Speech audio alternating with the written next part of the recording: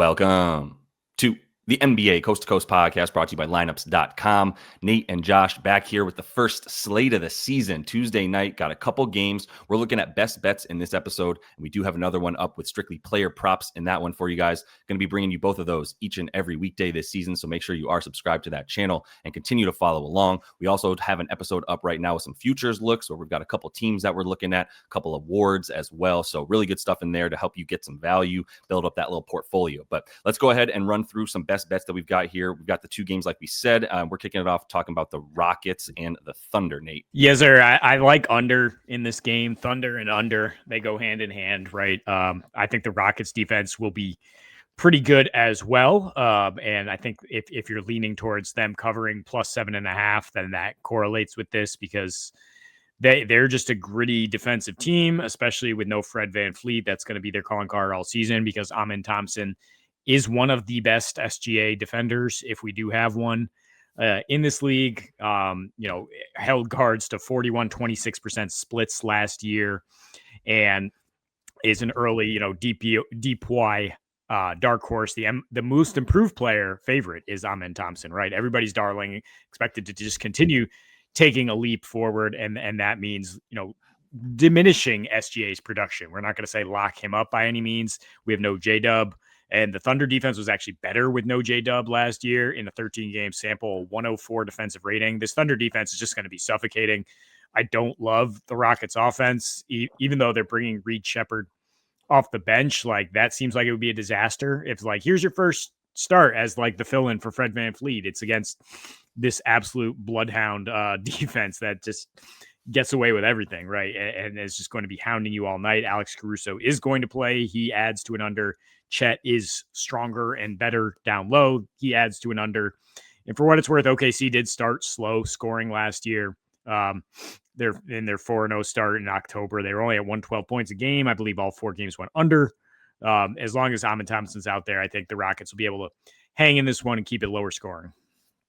Yeah, I agree with all that stuff. I am going to be looking at a few unders. It's interesting because I don't like to take unders early. I don't think defense really starts the season well. But when you're talking about this Thunder team, I just want to defend J-Dub for the fact that they have a slightly better defensive rating without him. Like Kayson Wallace, Alex Caruso coming in, taking those J-Dub minutes. Like, I don't know, man, those dudes aren't expected to take on 50% of the usage, right? I mean, that's obviously high, but you get my point. So either way, what are they going from 106 to 104 defensive rating, right? It's still just going to be, I would not want to be having to go up against that Thunder a perimeter defense at any point in time. And Amin, I don't think, is quite ready to just control things like that. So I'm with you on that one. I'm going to talk about SGA for a minute. I do like the boards, and this kind of goes in hand, right, a bit with an under if you think there's going to be a few more missed shots.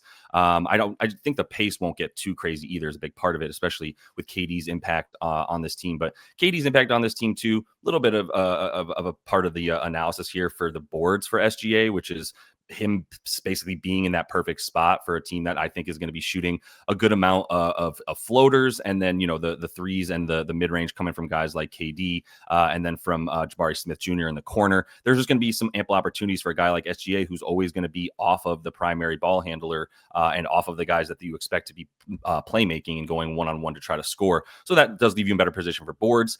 This is not an easy team to rebound against. At least it wasn't last year in Houston. Yet he still went over in 4 of 5, averaging 6 boards against the Rockets in all of those games. And then when you look at him without J-Dub last year, there were 530 minutes that he played on the court without J-Dub.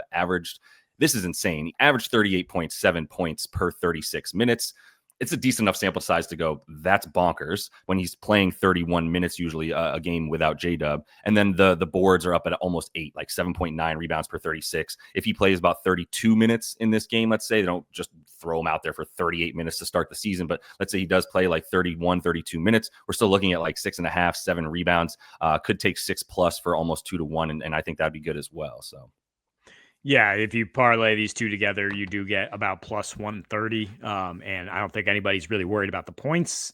It is the boards that they're giving you plus money on, but I think it's definitely a good look here, especially if you agree on the under and just more rebounding opportunities and more kind of gross, gritty basketball from this Rockets team.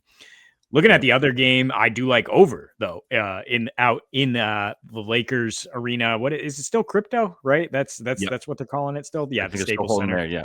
Yep. Um, Dubs, I mean, I think it's mostly a backing of the Dubs offense against this Lakers defense that played over its head down the stretch last season, but I don't think is good personnel wise, and I think is really going to be missing LBJ here early in the season as far as like his communication, his leadership on the defensive end. You now insert DeAndre Ayton, who talk about a better defensive rating without the guy. The Blazers were 7 points better per 100 possessions with DeAndre Ayton out last year. For what it's worth, Warriors faced the Blazers last year. They dropped 140 against DeAndre Ayton and company in the opener there.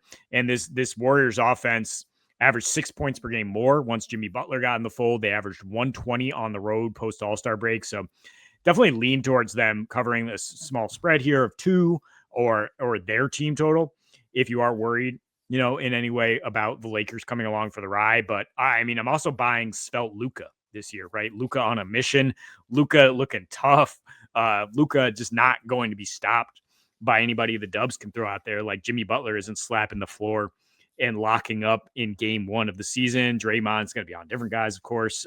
So I think Luca will keep them going along with Austin Reeves, and even in like low pace matchups, because that's what Luca does. I mean, his one matchup with the Dubs last year got to 239 at just an 89 pace. The previous 2 with his Dallas teams averaged 261 with the Dubs at a 99 pace. So you don't even need that much pace with Luca to get the points. But I think the pace will be pushed here because you can talk more about the Dubs and Pods, what he's going to do with that second unit, just keeping the pedal down, right? I mean, this is a deep team. It's going to be a fast team, and they're going to score a lot of points.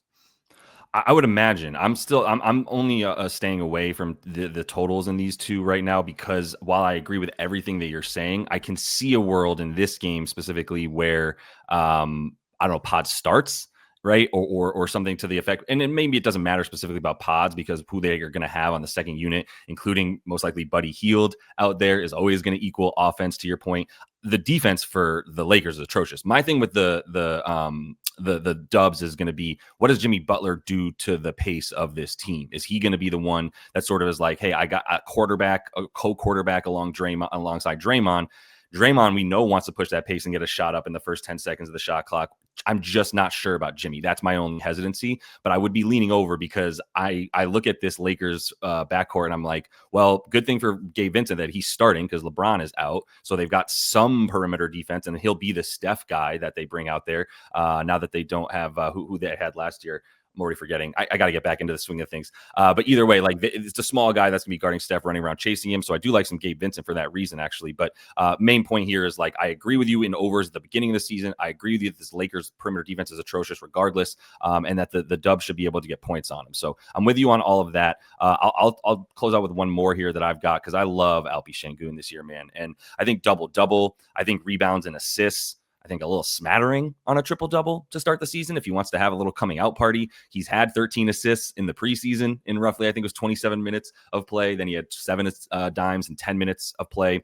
Little stat that is marred by the fact that, it's only 36 minutes of data here. But like last year when he was on the court with Steven Adams and Fred and Jalen Green were off court, and we know they're both not available anymore. One's on another team. Fred's out for the year. 10.9 assists per 36 and 14 boards per 36. So our boy Steven Adams starting for the Rockets, probably getting about 20 minutes, isn't going to impact Alperen Sengun's rebounds, which we can talk about. We can tell from last season's data there. So love the double-double for plus money. Really just like him to have a really big game. If you wanted to do some sort of 10 boards, 7 assists, 20 points, I'd be there for that kind of stuff from Sengun. The points are the stuff I feel the least confident in, knowing that KD's there and is going to take shots. The assists and the boards I love for him this game.